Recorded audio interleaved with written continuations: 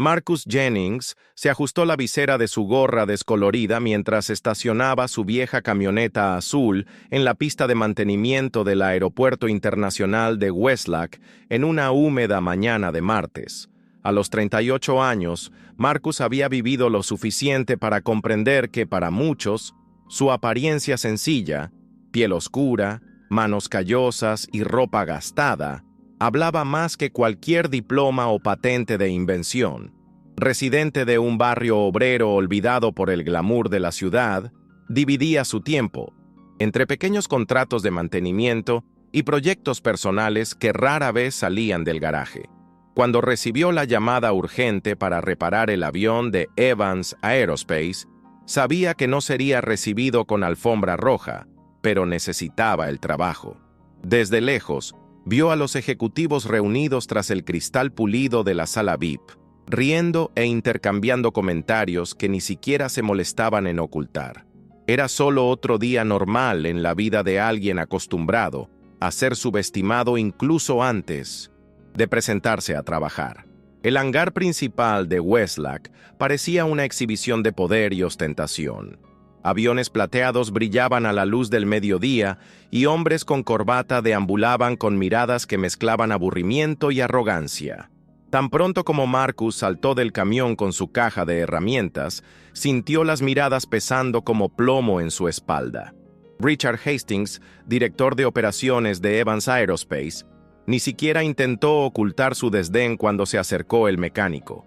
¿En serio que enviaron a ese?, murmuró a un colega, lo suficientemente alto para que Marcus lo oyera.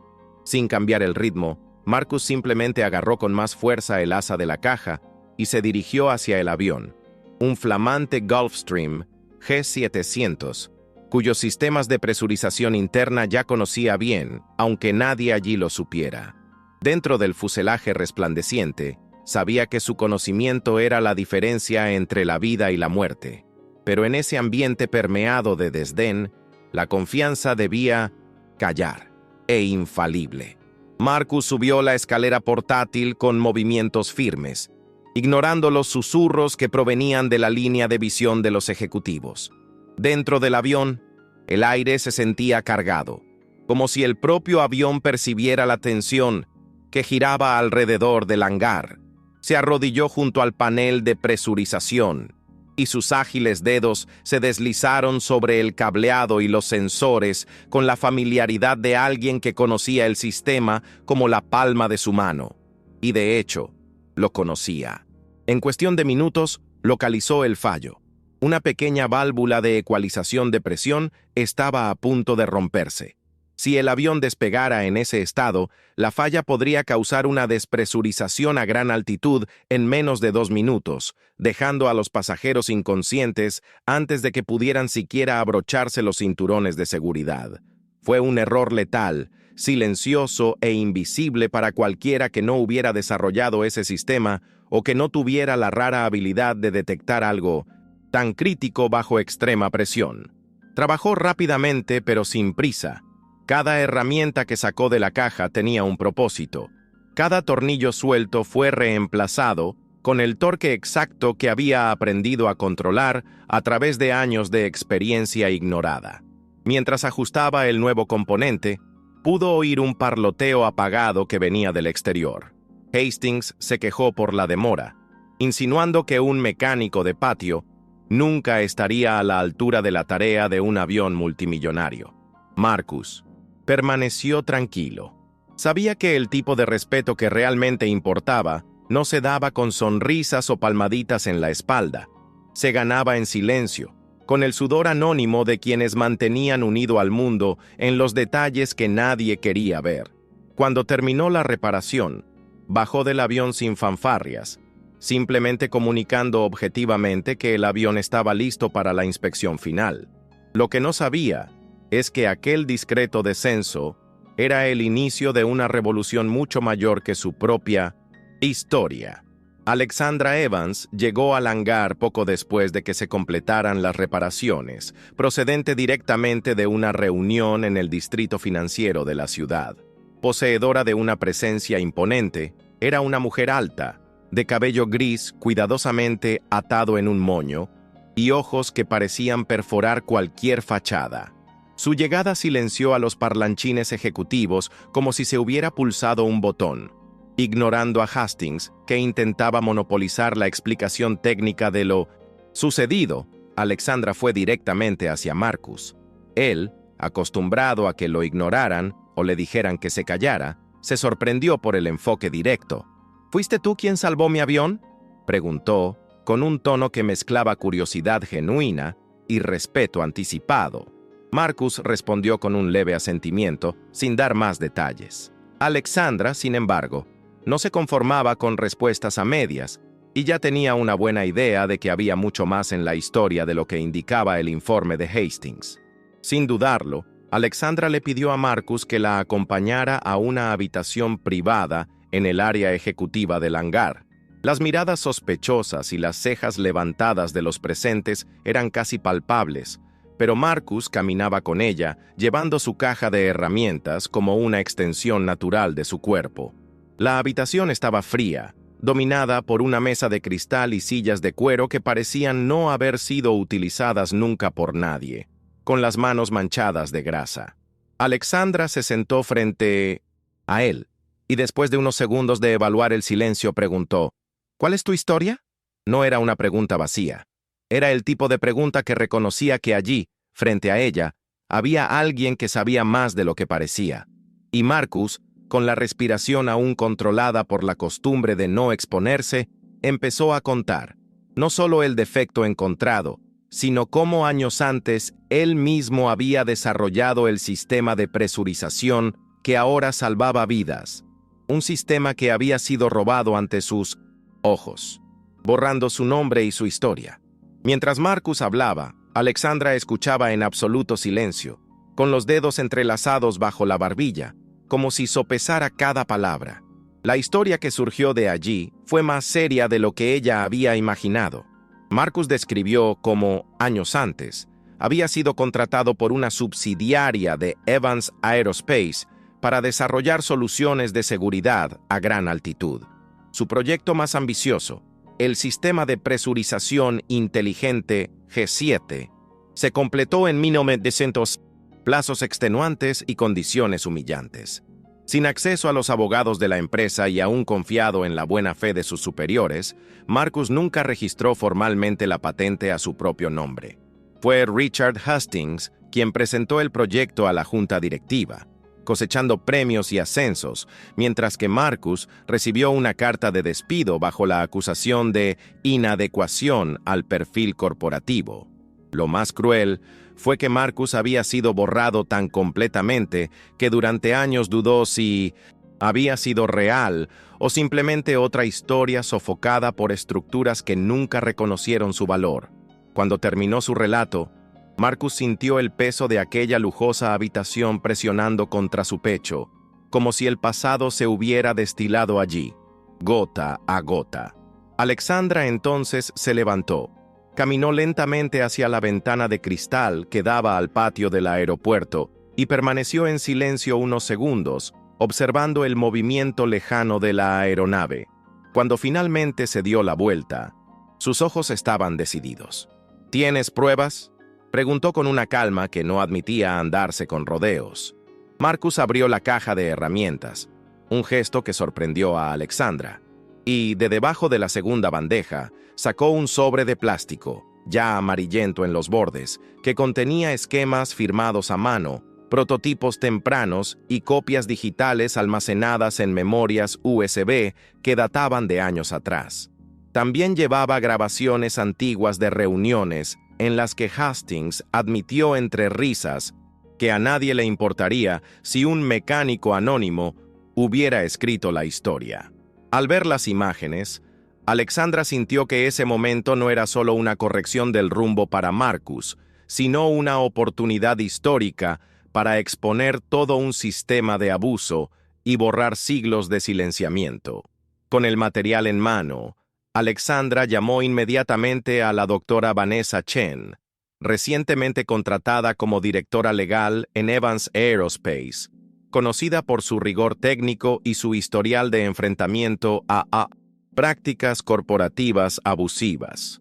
Vanessa, una mujer de origen asiático y latino, de apariencia tranquila pero mirada penetrante, llegó a la habitación portando únicamente una computadora portátil y un cuaderno.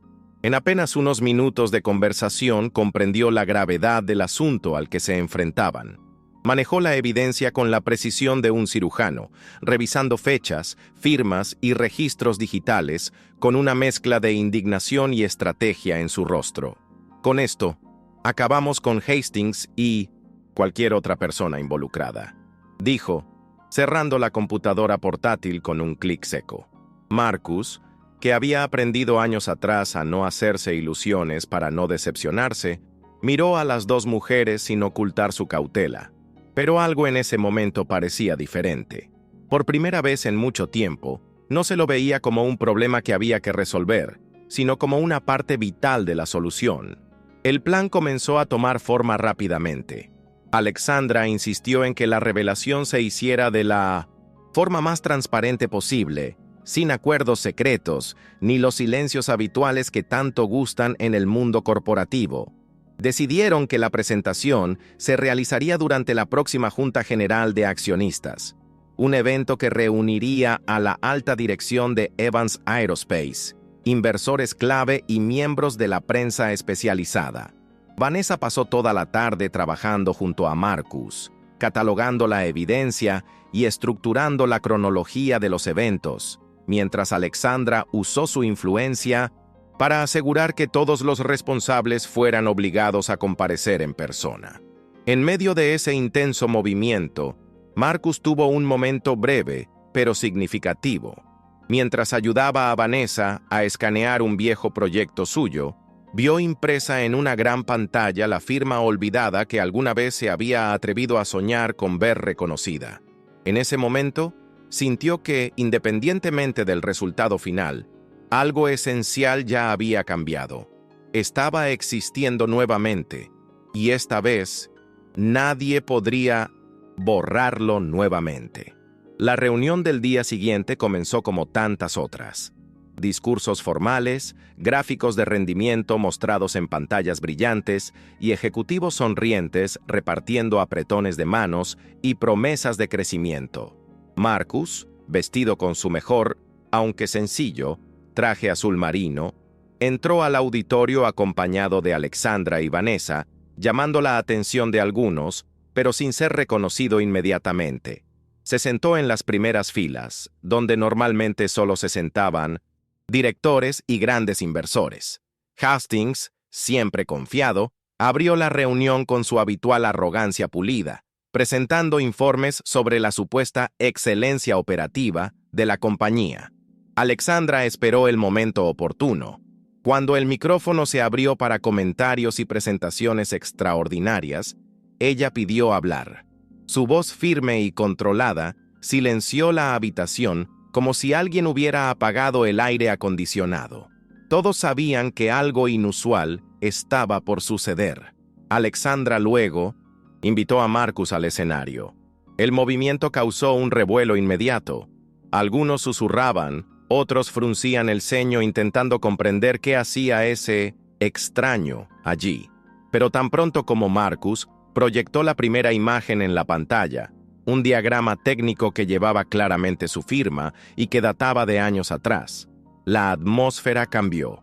A continuación aparecen grabaciones de reuniones antiguas en las que Hastings hablaba irrespetuosamente de apropiarse de ideas inferiores. Cada pieza de Instinct evidencia fue presentada meticulosamente, sin lugar a excusas. La expresión de Hastings pasó rápidamente de la irritación al pánico, mientras los accionistas, periodistas y miembros de la Junta comenzaron a murmurar entre ellos. Marcus habló poco. Su testimonio habló por él. Y, en ese escenario iluminado, ante unos ojos que durante tanto tiempo se habían negado a verlo, Marcus finalmente tuvo su historia contada. No como una víctima silenciosa, sino como el autor legítimo de su propia trayectoria. Cuando Marcus bajó del escenario, la sala estaba irreconocible. Los ejecutivos que anteriormente se habían mostrado despectivos ahora intercambiaban miradas tensas, tratando de recalcular sus posiciones. Hastings fue llamado a explicarse allí mismo, sin posibilidad de prepararse. Tartamudeó, intentó minimizar las acusaciones, pero la evidencia era devastadora.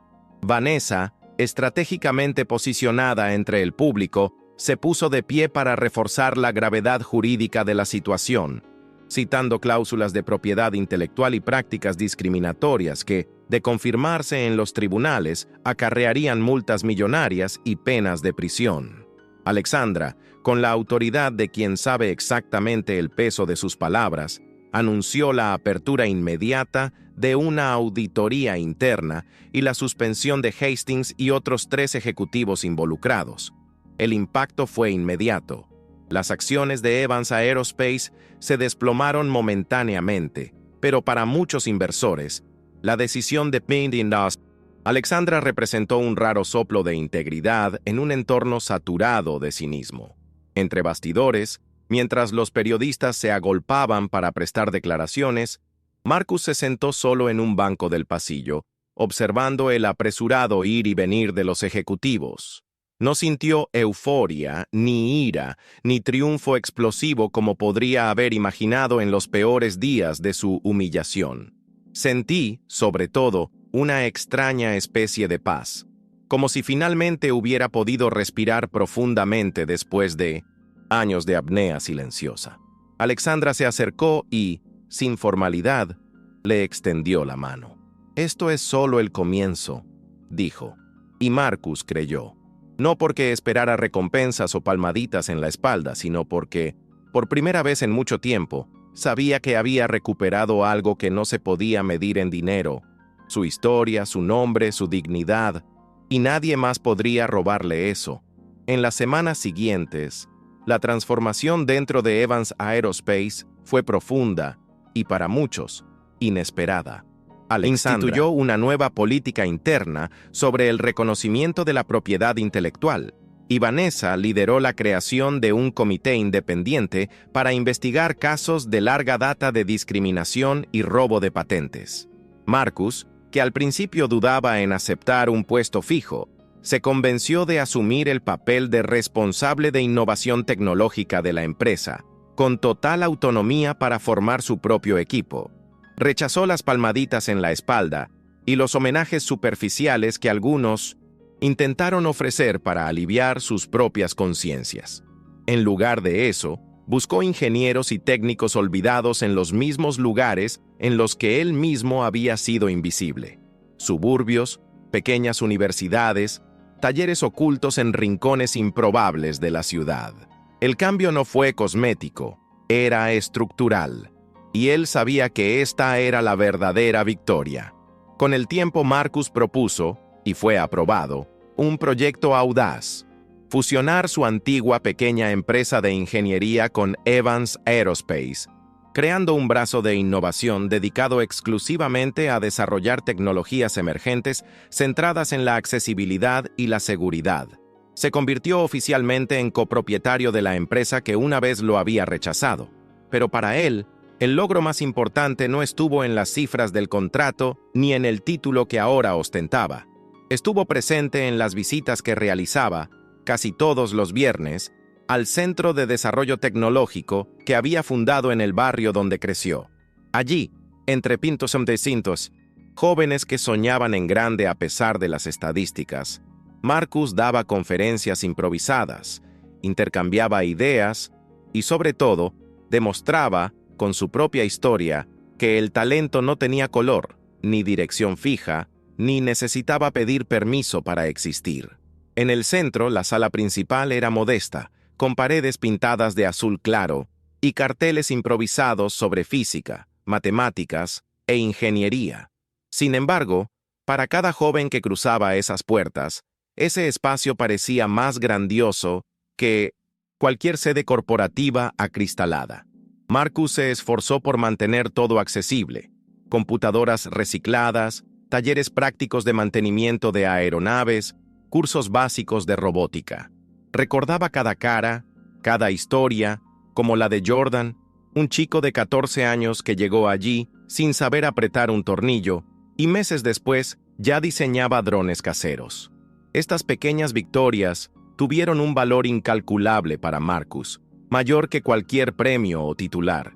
Sabía que estaba plantando semillas en un campo que una vez casi lo había tragado, y ver esas semillas brotar fue la mejor respuesta a todas las puertas cerradas que alguna vez había enfrentado.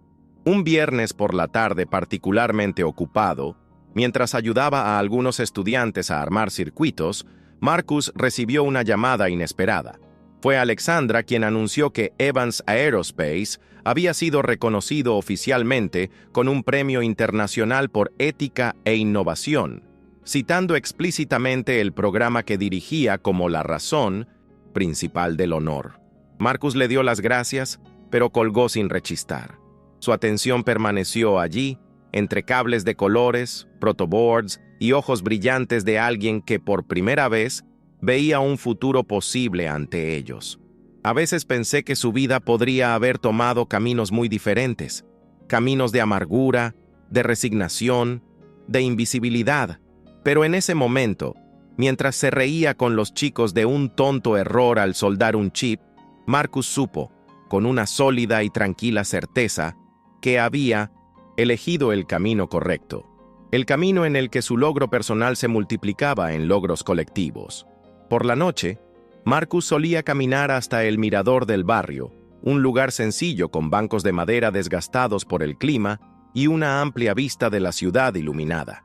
Allí, sentado bajo el cielo abierto, se permitió reflexionar sobre todo lo que había vivido. Aún conservaba cicatrices invisibles, las palabras desdeñosas que había oído, las miradas que lo habían atravesado como si fuera invisible. Pero ahora esas cicatrices ya no definían quién era. Eran parte de la historia, pero ya no eran el final de ella. Con cada proyecto lanzado, con cada joven animado, con cada injusticia remediada, Marcus reescribió su trayectoria de manera consciente y firme. No era un cuento de hadas. Todavía se enfrentaba a dificultades, prejuicios sutiles y resistencias disfrazadas. Pero ahora, la diferencia era que él sabía exactamente qué valor tenía, y ese conocimiento no era negociable. En una de esas noches silenciosas en el mirador, Marcus conoció a Eduardo, un antiguo compañero de la época en que trabajaba en el taller donde comenzó su carrera. Eduardo, ahora profesor de mecánica en una escuela pública, trajo noticias. El centro de desarrollo que Marcus había fundado estaba inspirando otros proyectos similares en barrios vecinos. Había profesores, mecánicos, exalumnos, todos formando una discreta pero poderosa cadena de transformación.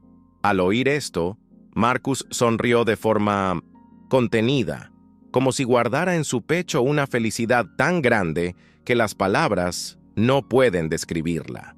En ese momento, se dio cuenta de que su logro no se limitaba al reconocimiento público ni a los cambios dentro de una empresa millonaria.